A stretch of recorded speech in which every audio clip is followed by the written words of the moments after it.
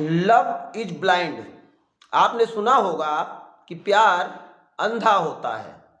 हमें तो लग रहा है प्यार गूंगा भी होता है और प्यार बहरा भी होता है।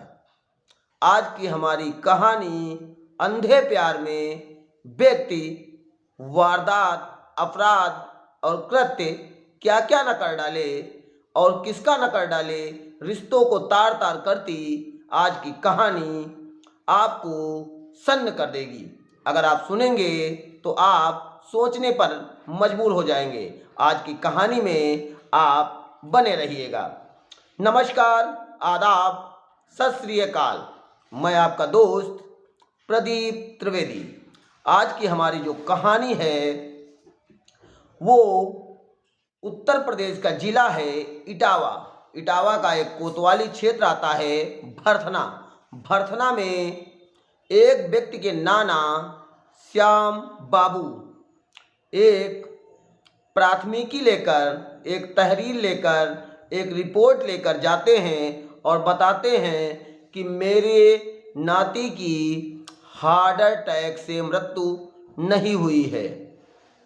मतलब मेरे नाती को दिल का दौरा नहीं पड़ा है, बल्कि उसे जहरीला पदार्थ दे के मार डाला गया है।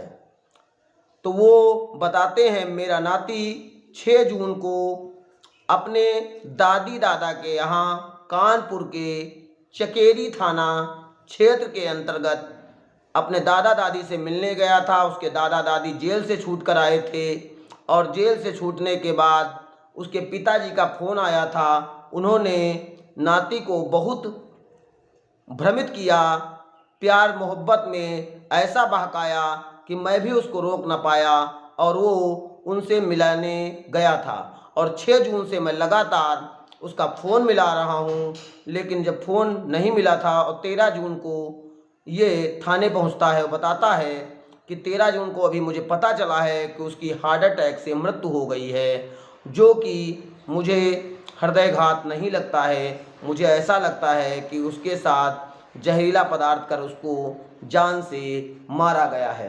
तुरंत जो एसओ साहब थे उच्च अधिकारियों को फ़ोन करते हैं और तुरंत भरथना थाने से चकेरी थाने को फ़ोन जाता है और तुरंत जहां पर उस मृतक बच्चे की लाश को ये लोग अस्पताल से मृत्यु का सर्टिफिकेट लेना चाहते थे, मौत का स्वाभाविक जो सर्टिफिकेट अस्पताल से मिलता है वो सर्टिफिकेट लेना चाहते थे, लेकिन उच्च अधिकारियों का फ़ोन होने के बाद उसको जांच के लिए भेजा जाता है। जो प्रथम जांच आती है उसमें पता चलता है कि इसमें कोई जहरीला पदार्थ नहीं है। लेकिन तो ये अपराधी जो थे ये भी निश्चिंत हो जाते हैं कि अब तो हम बच गए। लेकिन उसका बिस्रा सुरक्षित किया जाता है और बिस्रा प्रयोगशाला भेजा जाता है और उधर परिवार वाले नाना नानी उसका अंतिम संस्कार कर देते हैं। 24 वर्षीय लड़का जिसका नाम था सुधांशु उर्फ सनी, वो अपने दादा दादी के पास चकेरी थाना क्षेत्र आया था। चकेरी थाना क्षेत्र में ही उसकी मृत्यु हो गई थी। नाना नानी ने प्राथमिकी दर्ज कराई थी और उन्होंने प्राथमिकी जो दर्ज कराई थी उसमें राजेश कुमार सुधांशु का पिता, रोजी सुधांशु की सौतेली माँ और बाबा गंगा सहाय यादव सुधांशु के बाबा, सौतेला भाई रेहांस और सौतेले मामा गोलू, सौतेले नाना जनवेद के खिलाफ रिपोर्ट दर्ज कराई गई थी। और जो ये रिपोर्ट दर्ज कराई गई थी, पुलिस बिस्रा आने का इंतज़ार कर रही थी। बिस्रा से जो निष्कर्ष निकल कर आना था, जो तथ्य सामने आने थे, उससे ही इस अपराध की पुष्टि होनी थी। और पुलिस को ये भी पता चलता है कि जो ये व्यक्ति है राजेश कुमार, जिसके ऊपर प्राथमिकी दर्ज कराई गई है, या गंगा सहाय इसके ऊपर प्राथमिकी दर्ज कराई गई है। आज से 20 साल पहले इसने अपनी पहली पत्नी अर्चना की भी हत्या कर दी थी। ये जो नाना थे श्याम बाबू, वो बताते हैं, मैंने इसके साथ अपने बेटी का विवाह किया था। विवाह के बाद सब कुछ अच्छा चल रहा था। एक लड़का सुधांशु भी हुआ और धीरे धीरे ये इसकी जीवन नैया सही से चल रही थी।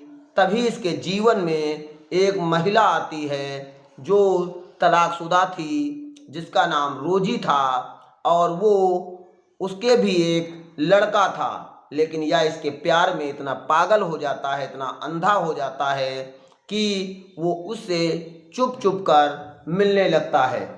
इतना चुप चुप कर मिलने लगता है कि मेरी बेटी को भी इसके इन कुकर्मों के बारे में पता चल जाता है। वो चुप चुप कर मिलने में आर्य समाज मंदिर में शादी भी उससे चुपके कर लेता है। मेरी बेटी जब इस बात को जानती है तो इसका पता लगाने के लिए उसी मंदिर जाती है। और जब मंदिर जाती है तो मंदिर में किसी को पंडित जी लोग नाम से तो भले न जानते हों, लेकिन अगर फोटो दिखाई जाए तो वो लोग पहचान लेते हैं कि इस व्यक्ति का फला तारीख में शादी हुआ था या नहीं हुआ था। वह फोटो भी ले गई थी और तारीख भी उसको संवाद सूत्रों से ज्ञात हो गई थी। ऐसे में वो उसी मंदिर जाती है, वहाँ से उसको पूरे तथ्य साक्ष्य सबूत प्राप्त हो जाते हैं। और जब उन सबूतों के आधार पर वो घर वापस आती है और अपने सास ससुर यानी कि गंगा सहाय यादव और उसकी पत्नी से कहती है कि तुम्हारे बेटे ने हमको धोखा दिया है, हमको छोड़कर एक दूसरी महिला रोजी से शादी रचा ली है, जबकि माता पिता को इस बारे में पहले से ही पता था। लेकिन वो ना पता होने का नाटक रचा रहे थे। ऐसे में वो बार बार कहती है। इतने में राजेश भी वहाँ आ जाता है और इसको लेकर आपसी रिश्तों में तनातनी चलने लगती है। और तनातनी इतनी ज़्यादा चलती है कि या उसी दिन अर्चना को मारकर टांग देता है। और टांगने के बाद बताता है कि उसने आत्महत्या कर ली, हमारी उसकी लड़ाई हुई थी। ऐसे में मैंने 1999 में ही प्राथमिकी दर्ज कराई थी और प्राथमिकी दर्ज कराने के बाद सास ससुर और इसको उम्र कैद की सज़ा हुई थी। 20 साल की सज़ा काटने के बाद अभी या कुछ टाइम पहले ही जेल से छूटा था। और छूटने के बाद एक दिन 6 जून 2022 को इसके पास फ़ोन आया कि अरे बेटा, तुम्हारे दादा दादी अभी भी तुमको वैसे ही मानते हैं जैसे पहले मानते थे। तुम मुझसे भले ही ना मिलना, तुम मुझसे नफ़रत करते हो तो करते रहो, लेकिन एक बार मेरे कहने से घर आ जाओ, अपने दादा दादी से मिल लो। तुम मेरे परिवार के वंश को आगे ले जाओगे। ऐसे में वो अपनी भावनाओं पर काबू नहीं रख पाता है और अपने पिता के बहकावे में आकर चला जाता है। नाना ये भी बताते हैं, मैंने उसको एक व्यक्ति के माध्यम से कानपुर भिजवाया था। वह उनको थोड़ी दूर पर घर के पास छोड़कर चला आया था। मुझे कहीं से भी ये अंदेशा नहीं था कि एक बाप अपने बेटे की ऐसी निर्मम तरीके से हत्या कर देगा, ऐसे अपने बेटे को जान से मार देगा। लेकिन वो रोजी के इतना ज़्यादा प्यार करता था कि रोजी से प्यार की वजह से ही उसने मेरी बेटी को मारा था, जिसकी सज़ा इसका परिवार भुगत कर 20 साल बाद जेल से बाहर आया था। और उसके बाद वही रोजी जो कि पहले मंदिर में उसने शादी रचाई थी, अब वह उससे कह रही थी कि तुम कह रहे थे कि अगर बाहर आएंगे तो हम लोग धूमधाम से शादी रचाएंगे। मैं धूमधाम से तुमसे शादी तभी रचाऊंगी जब तुम मेरे बेटे की जो संपत्ति मुझको मिलने वाली है, ये संपत्ति आगे चलकर 2 हिस्सों में डिवाइड हो जाएगी, क्योंकि तुम्हारा एक पूर्व का भी बेटा है और वो भी इस संपत्ति का हकदार होगा। अगर मुझे तुम पूरी तरह से अपनी पत्नी बनाकर रखना चाहते हो, मेरे साथ जीवन जीना चाहते हो, तो कहीं ना कहीं इस बेटे को भी रास्ते से हटाना होगा, क्योंकि जब तक ये रास्ते से नहीं हटेगा तब तक यह संपत्ति का उत्तराधिकारी बना रहेगा। उस दूसरी पत्नी के बहकावे में आकर, प्यार में अंधा होकर, उसको न कुछ सुनाई दे रहा था न कुछ दिखाई दे रहा था। उसे सिर्फ 20 साल बाद जेल से वापस आया था, अपनी दूसरी पत्नी रोजी ही समझ में आ रही थी। और इसी प्लानिंग के मुताबिक उसने 6 जून को अपने बेटे दिव्यांशु उर्फ सनी को बुलाया, सुधांशु उर्फ सनी को बुलाया, और बुलाने के बाद उसको प्यार से घर में आदर सत्कार किया। ऐसा व्यवहार किया जैसे लग रहा था कि वो बिल्कुल वैसा ही है। ऐसे में बिसरा भी तब तक आ जाता है, और बिसरा जब आता है तो उसकी पुष्टि हो जाती है कि उसमें जहरीला पदार्थ देकर ही मारा गया था।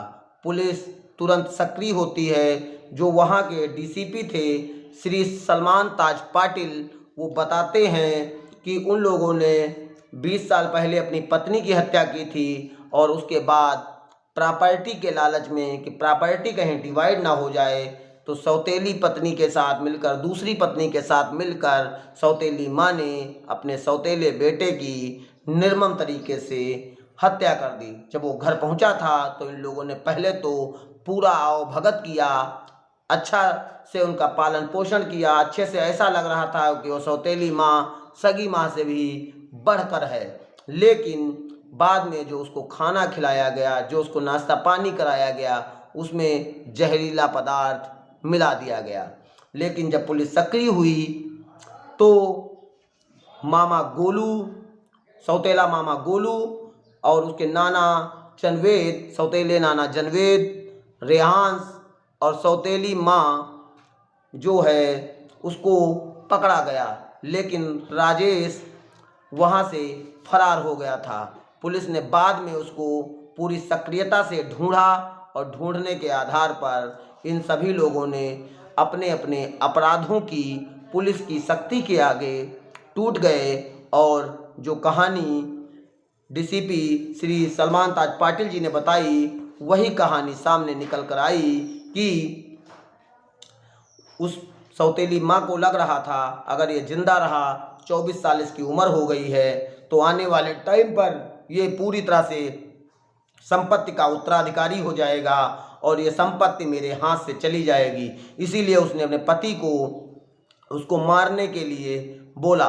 और पति भी प्यार में इतना अंधा था, इतना पागल था, इतना दीवाना था कि वो बिना कुछ सोचे, बिना कुछ समझे उस अपराध को ऐसे करता चला गया जैसे उसको ना रिश्तों की कोई परवाह थी, ना रिश्तों की कोई गंभीरता थी, ना रिश्तों के प्रति उसका कोई वजूद था, ना वह बाप था या कसाई था, इसका भी उसने तुलनात्मक अध्ययन नहीं किया।